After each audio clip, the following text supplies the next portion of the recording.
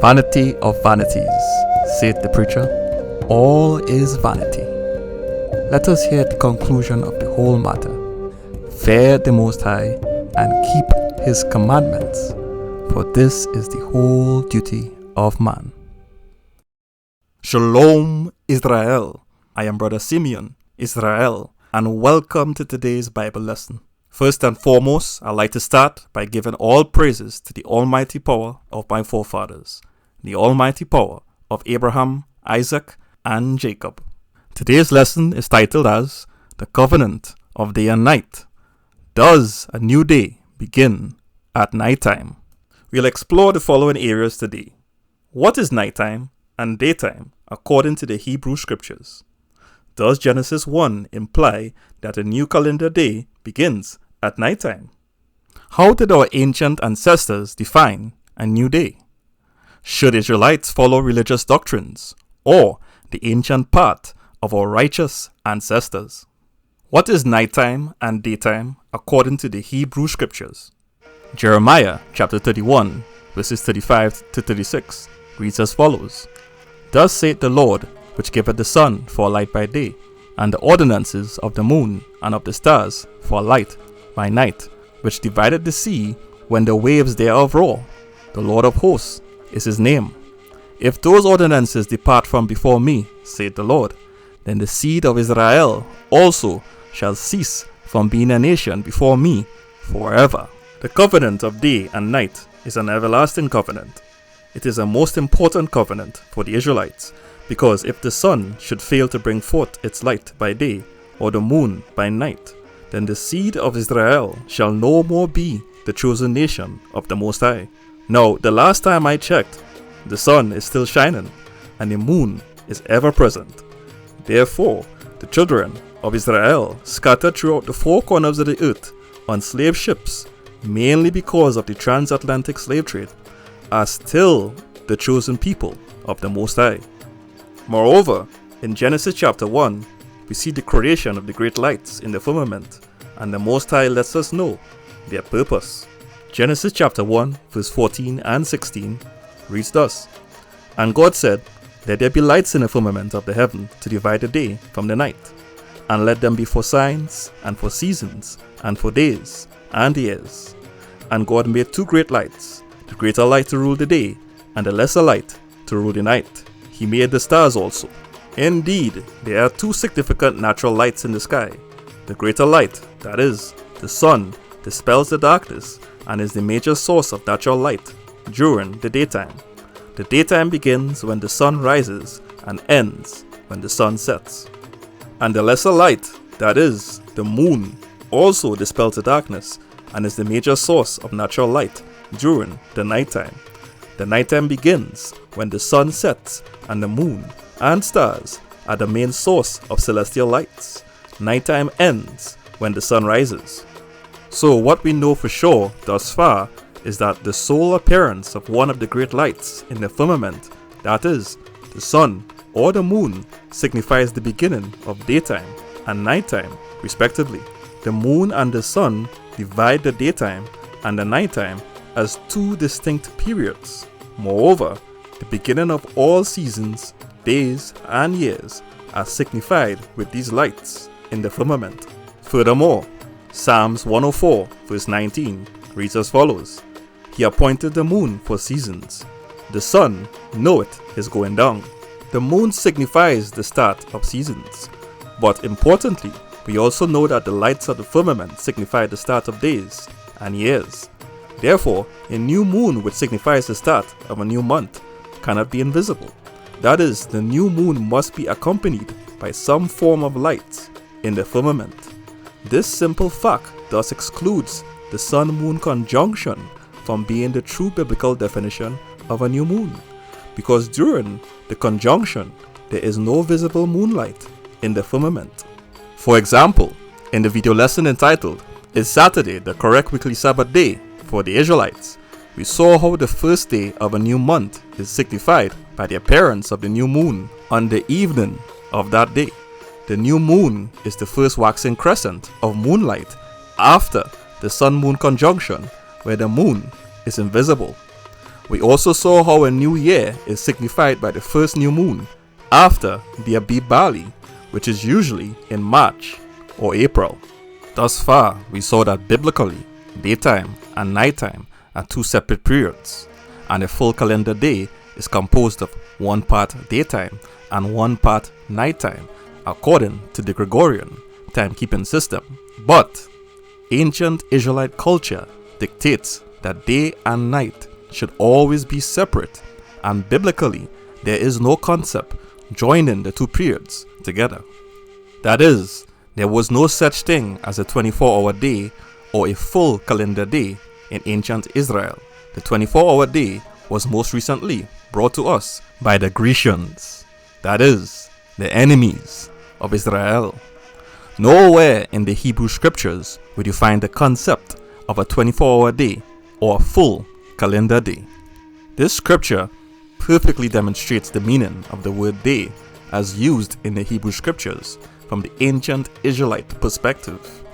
In Genesis chapter 7, verse 4, we see the following: "For yet 7 days, and I will cause it to rain upon the earth 40 days and 40 nights, and every living substance that I have made will I destroy from off the face of the earth." Here, day is referring to the daytime, and night is referring to the nighttime.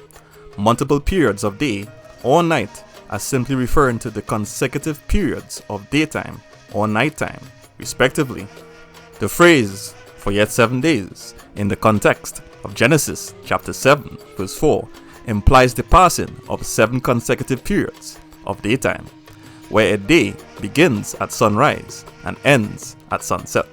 Also, in the context of Genesis chapter 7, verse 4, the phrase 40 days and 40 nights is referring to 40 periods of daytime and 40 periods of nighttime. Nevertheless, the phrase 40 days and 40 nights can be equated to 40 full Greco-Roman calendar days in this particular instance, because by definition, one period of daytime plus one period of nighttime equals one full Greco-Roman calendar day. However, when in ancient Israel, you do as the ancient Israelites do.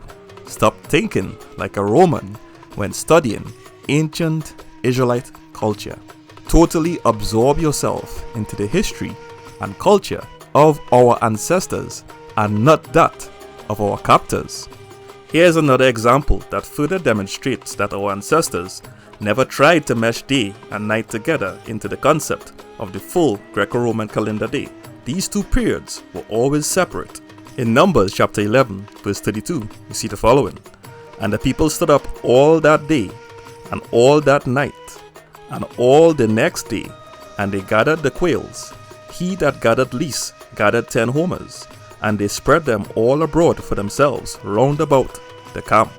It is obvious that if the ancient Israelites had a concept of a full calendar day, then this scripture would have read, "The people stood up for an entire day, and also half of the next day gathering quails." But it doesn't say that. Instead, our ancestors wrote in such a way so as to make it clear that the period of day and night are always to be considered two separate periods of time in ancient Israelite culture. Does Genesis chapter 1 imply that a new calendar day begins at nighttime? In Genesis chapter 1, verse 16 to 19, we see the following: "And God made 2 great lights, the greater light to rule the day, and the lesser light to rule the night. He made the stars also, and God set them in the firmament of the heaven to give light upon the earth, and to rule over the day and over the night, and to divide the light from the darkness. And God saw that it was good. And the evening and the morning were the 4th day." In the religion of Judaism, as well as among many Hebrew Christian-like camps, there is a doctrine that uses the statement of verse 19 to justify observing the start of a full Greco-Roman calendar day at evening. In this doctrine, they claim that one full calendar day spans from one evening to the next evening. This doctrine conflates two concepts held dearly by the heathen.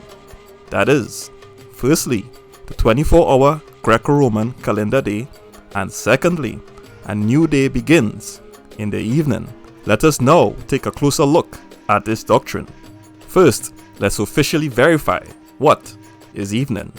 According to the Collins Online Dictionary, evening is the latter part of daylight or daytime, especially from late afternoon until night.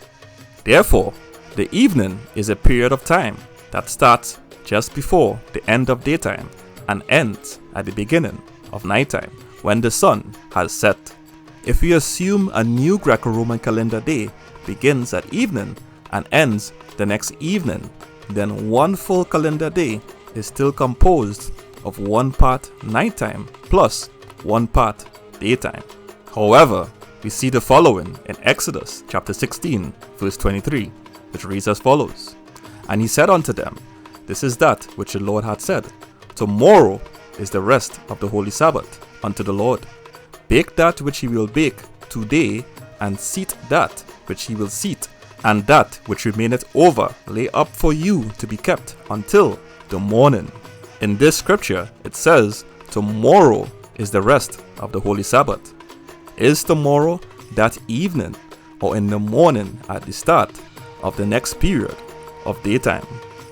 In the history of mankind, has any civilization ever defined tomorrow as the evening of daytime, that is, the last part of daylight? Does the holy Sabbath day, as defined in Exodus chapter 16 verse 23, begin in the morning during the next period of daytime, or does it begin that evening? All we know for sure thus far is that the rest of the holy Sabbath begins tomorrow. But what is morning in the context of Exodus chapter 16 verse 23? In the Strong's Concordance, under heading Age 1242, Hebrew word boker, morning, break of day, morning of the end of night, of coming of daylight, of coming of sunrise, of beginning of day, of bright joy after night, of distress, tomorrow, next day, next morning. So we gathered that the morning starts at sunrise, which marks the beginning of daytime, and the morning or sunrise is synonymous with tomorrow or the next day. Furthermore, when does tomorrow begin? In the Strong's Concordance under heading Age 4279, Hebrew word machar, meaning tomorrow, in time to come, in the future. Tomorrow, as in the day following the present day, in future time. Indeed, tomorrow is the day after the present period of time. Moreover, let us look at how ancient Israel's civil life was conducted around the construct of daytime and nighttime. In Psalms 104 verse 21 to 23, we see the following. The young lions roar after their prey, and seek their meat from God. The sun ariseth, they gather themselves together, and lay them down in their dens. Man goeth forth unto his work, and to his labor, until the evening. Indeed, the ancient Israelite workday took place during the daytime, and ended at evening. Now, let us analyze the boundaries of the rest of the Holy Sabbath in the context of Exodus chapter 16, verse 23. We must conclude that the Sabbath day begins at sunrise and ends at sunset, because tomorrow begins at sunrise, that is, in the morning, and the Holy Sabbath day begins the day after the present day, that is, tomorrow. Also, the typical ancient Israelite workday began in the daytime at or after sunrise. No work is also allowed during the daytime on the Sabbath day. In addition, the ancient Israelite workday ended at evening, and finally, the daytime ends at sunset. Indeed, this scripture does not say, keep what remains until evening, because the Sabbath rest begins in the evening. It says, the rest of the Holy Sabbath is tomorrow, and keep the manna till the morning, that is, at sunrise, which marks the beginning of the Sabbath rest, because tomorrow begins at sunrise. But let's keep searching the scriptures to verify this fact. 1 Samuel chapter 11 verses 10 to 11 reads as follows. Therefore the men of Jabesh said, Tomorrow we will come out unto you, and ye shall do with us all that seemeth good unto you. And it was so on the morrow that Saul put the people in 3 companies, and they came into the midst of the host in the morning watch, and slew the Ammonites until the heat of the day.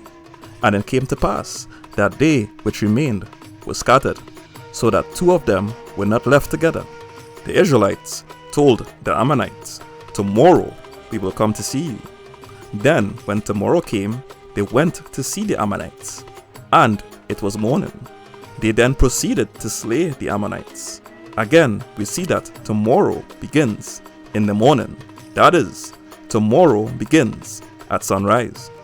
In addition, 1 Samuel chapter 19 verses 10 to 12 reads as follows.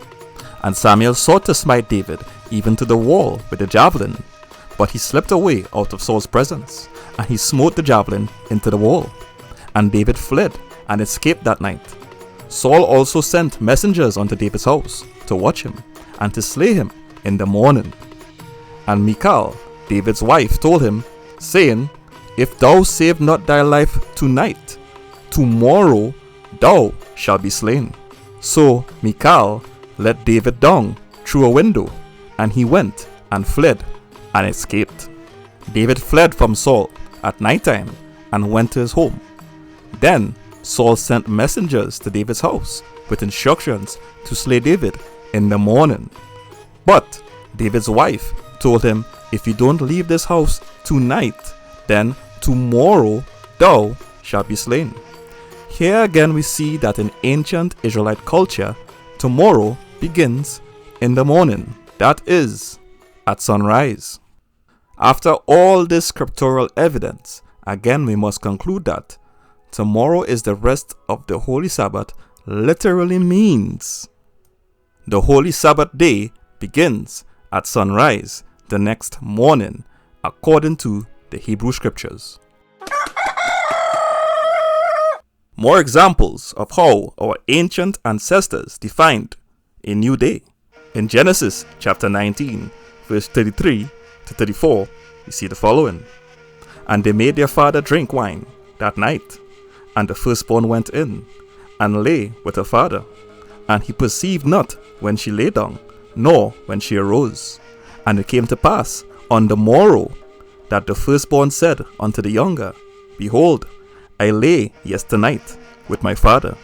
Let us make him drink wine this night also, and go thou in, and lie with him, that we may preserve seed of our father. At night time, Lot became drunk on wine, and his firstborn daughter slept with him that night. Then, when the night ended, and tomorrow came, the firstborn daughter told the younger daughter that yesternight, meaning last night, she slept with her father. The elder daughter then suggested that they should get their father drunk again tonight, so that the younger daughter can also sleep with their father. Now, we know tomorrow means the next day, after the current period. Here we see a clear distinction between nighttime and the beginning of a new day the next morning, that is, tomorrow. Furthermore, Exodus chapter 32, verses 5 to 6, reads as follows. And when Aaron saw it, he built an altar before it, and Aaron made proclamation, and said, Tomorrow is a feast to the Lord. And they rose up early on the morrow, and offered burnt offerings, and brought peace offerings, and the people sat down to eat and to drink, and rose up to play. Again, tomorrow is associated with the start of a new period of daytime, and here tomorrow is also again associated with morning, as it states, they rose up early on the morrow. Should Israelites follow religious doctrines or the ancient path of our righteous ancestors? Jeremiah chapter 10 verse 2 reads as follows. Thus saith the Lord, Learn not the way of the heathen, and be not dismayed at the signs of heaven, for the heathen are dismayed at them. The heathen could read the Bible 10 times over and still not see the obvious fact that the day begins at sunrise, staring them right in their faces. The same goes for Israelites that follow the religious doctrines of the heathen. The commandments and ordinances of the Most High was given to the bloodline descendants of Abraham, Isaac, and Jacob, and no one else. The Most High's spirit of wisdom is given to righteous Israelites so that we may get understanding. In addition, Deuteronomy chapter 4 verses 5 to 6 reads as follows: Behold, I have taught you statutes and judgments, even as the Lord my God commanded me, that ye should do so in the land whither ye go to possess it. Keep therefore and do them, for this is your wisdom and understanding in the sight of the nations, which shall hear all these statutes and say, Surely this great nation is a wise and understanding people. From the Torah, any Israelite can gather all the wisdom he or she needs to navigate through the many questionable religious doctrines that exist today. Furthermore, religious doctrines are filled with many lies. Do not marry yourself to any doctrine.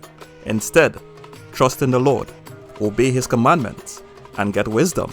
But with all thy getting, get understanding.